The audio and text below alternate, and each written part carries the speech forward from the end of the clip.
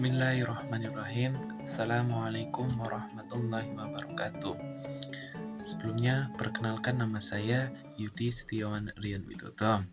Kami dari Prodi PAI 6A, Angkatan 2018. Kelompok kami dari kelompok 3 yang mau mempresentasikan tentang pendidikan non-formal. Sebelum masuk ke pemateri, saya akan perkenalkan pemateri-pemateri kita. Yang pertama adalah Mas Muhammad Rifai Tarojat. Terus yang kedua adalah Mbak Anissa Nurjannah. Nah, sebelum kita membahas materi kita tentang pendidikan non-formal, marilah kita bersama-sama membaca basmalah. Bismillahirrahmanirrahim. Nah, terima kasih, semoga berkah. Langsung saja kita masuk ke pemateri pertama, yaitu yang akan disampaikan oleh Mbak Anissa Nurjannah. Kepada Mbak Anissa, kami persilahkan. Saya akan menjelaskan pengertian pendidikan non-formal. Pendidikan non-formal merupakan sistem pendidikan yang tidak memerlukan partisipasi belajar dengan mengurangi kontak instruktur dan pelajar. Pendidikan non-formal ini sebagian besar dilakukan melalui latihan yang terjadi di luar sekolah. Misalnya itu seperti membaca di rumah masing-masing. Nah, pendidikan non-formal juga bisa diartikan sebagai segala kegiatan pendidikan yang diselenggarakan di luar sistem yang ditetapkan secara formal, yang dapat bekerja secara terpisah dari pendidikan formal atau dalam kegiatan yang lebih besar menurut peserta atau tujuan pembelajaran. Lalu yang kedua, tujuan pendidikan non-formal. Tujuan utama pendidikan non-formal ini untuk melengkapi, menambah atau mengganti dari pendidikan formal. Nah, secara lebih rinci, tujuan pendidikan non-formal itu ada lumayan banyak. Yang pertama, yaitu menyediakan keaksaraan fungsional dan pendidikan berkelanjutan untuk orang dewasa dan remaja yang tidak bisa memiliki pendidikan formal atau tidak dapat menyelesaikan pendidikan dasar. Lalu yang kedua, menyediakan pendidikan fungsional dan perbaikan bagi kaum muda yang tidak menyelesaikan pendidikan menengah mereka. Lalu yang ketiga, menyediakan pendidikan untuk berbagai kategori lulusan untuk meningkatkan pengetahuan dan keterampilan dasar. Yang keempat, memberikan pelatihan dalam layanan di tempat kerja, kejuruan, dan profesional untuk berbagai kategori pekerja dan profesional untuk meningkatkan keterampilan mereka. Terus, untuk menghadapi tantangan hidup baik dalam keluarga ataupun dalam kegiatan bermasyarakat. Yang ketujuh, untuk menumbuhkan kesadaran hidup bermasyarakat, berbangsa, dan bernegara. Yang kedelapan, menciptakan atau membantu menciptakan lapangan pekerjaan sesuai dengan keahlian yang dimiliki. Assalamualaikum warahmatullahi wabarakatuh. Oke, selanjutnya yaitu materi dalam pendidikan non-formal, yaitu mengenai standar pendidikan non-formal. Jadi dalam standar ini nanti ada tujuan, ada persyaratan, waktu, dan lain-lain. Oke, langsung saja yang pertama yaitu dalam standar pendidikan non-formal, yaitu mengenai tujuan. Tujuan jangka pendek dari berupa kemampuan fungsional untuk kepentingan ini maupun masa depan, yaitu menekankan kepada kompetensi dan tidak menekankan kepada pentingnya ijazah. Jadi intinya itu yang penting kemampuan diri sendiri, tidak harus secara formal yaitu ijazah. Selanjutnya yaitu waktu. Waktunya yaitu relatif singkat, mulai yang beberapa hari sampai beberapa minggu, dan umumnya kurang dari 1 tahun. Jadi waktunya itu tidak ditentukan. Selanjutnya, persyaratan peserta didik. Persyaratan untuk mengikuti program pendidikan adalah kebutuhan, minat, dan kesempatan. Jadi persyaratannya peserta didik tersebut tidak sesuai dengan pada umumnya pendidikan formal biasanya. Artinya di sini hanya kemauan dan juga kebutuhan dari si peserta didik. Selanjutnya, Yang D yaitu isi atau program atau kurikulum. Isi program atau kurikulum. Kurikulum berpusat pada kepentingan dan kebutuhan peserta didik. Jadi kurikulumnya itu nanti di sini itu bebas, artinya tidak terikat. Yang penting yang dibutuhkan oleh peserta didik dan juga dibutuhkan pada masyarakat umumnya. Selanjutnya, proses pembelajaran.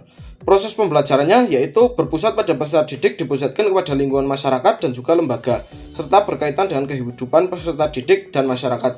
Jadi intinya proses pembelajarannya itu yang dibutuhkan oleh masyarakat, prosesnya sesuai dengan masyarakat dan juga lingkungan yang ada. Hasil belajar selanjutnya yang G yaitu hasil belajar. Diterapkan langsung dalam kehidupan dan lingkungan pekerjaan atau di masyarakat. Jadi hasil belajarnya itu tidak berupa nilai tetapi langsung di dalam praktek kehidupan, di dalam lingkungan masyarakat ataupun pekerjaan. H yaitu pengawasan. Pengawasan dilakukan oleh pelaksana program dan peserta didik dan pembinaan program dilakukan secara demokratik. Artinya nanti di sini pengawasannya itu bebas. Itu tadi mengenai standar pendidikan nonformal. Selanjutnya yaitu mengenai dasar penyelenggaraan pendidikan nonformal. Dasar penyelenggaraan pendidikan nonformal yaitu dari segi kesejahteraan tidak bisa lepas dari 5 aspek. Yang pertama, jadi dalam dasarnya harus memenuhi 5 aspek. Yang pertama yaitu aspek kelestarian budaya. Pendidikan yang pertama dan utama adalah pendidikan yang terjadi dan berlangsung di lingkungan keluarga, di mana melalui berbagai perintah, tindakan, perkataan ayah ibunya bertindak sebagai pendidik. Dengan demikian, pendidikan nonformal pada permulaan kehadirannya sangat dipengaruhi oleh pendidikan atau kegiatan yang berlangsung di dalam keluarga. Artinya di dalam keluarga ini nanti kan terjadi pola interaksi, misalnya anak disuruh apa, disuruh tindakan, baik perkataan itu kan semuanya berawal dari keluarga. Itulah pengajaran pertama dari aspek pendidikan nonformal yaitu kelestarian budaya. Yang selanjutnya yaitu aspek teoritis.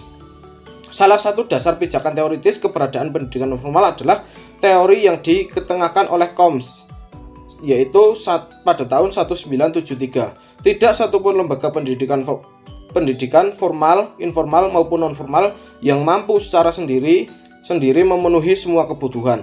Belajar minimum esensial. Singkatnya, pendidikan harus berjalan beriringan antara pendidikan formal, informal maupun nonformal agar semua lingkup masyarakat dapat mendapat pendidikan, tidak terkecuali yaitu orang yang miskin, orang yang kaya, tetapi semuanya itu berhak mendapatkan pendidikan baik itu dalam formal, informal maupun nonformal kayak itu.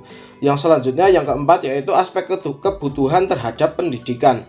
Dewasa ini kebutuhan terhadap pendidikan tidak hanya ada di masyarakat perkotaan saja, melainkan juga sampai ke pelosok desa. Hal ini terjadi akibat perkembangan ekonomi dan kemajuan iptek.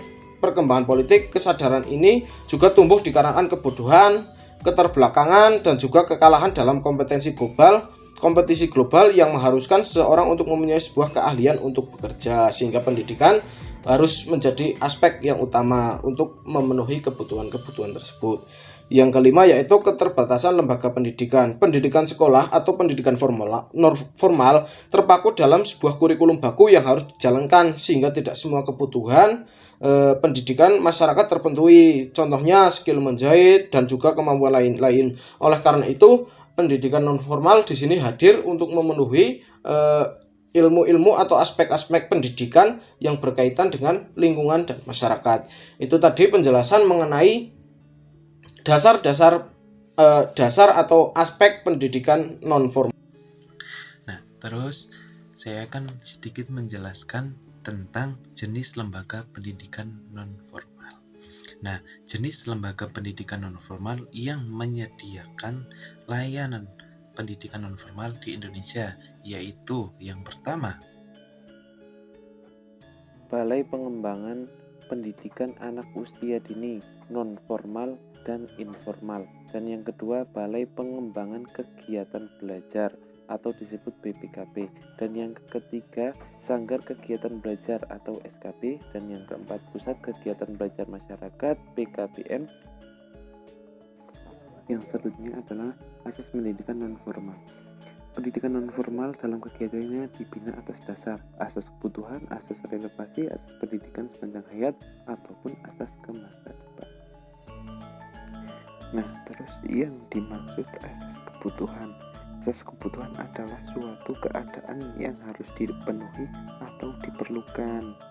Terus yang dimaksud asas relokasi, dengan pembangunan asas ini dimaksudkan agar program pendidikan luar sekolah menyesuaikan diri dengan pembangunan nasional yang sedang dilaksanakan. Terus yang dimaksud asas pendidikan sepanjang hayat.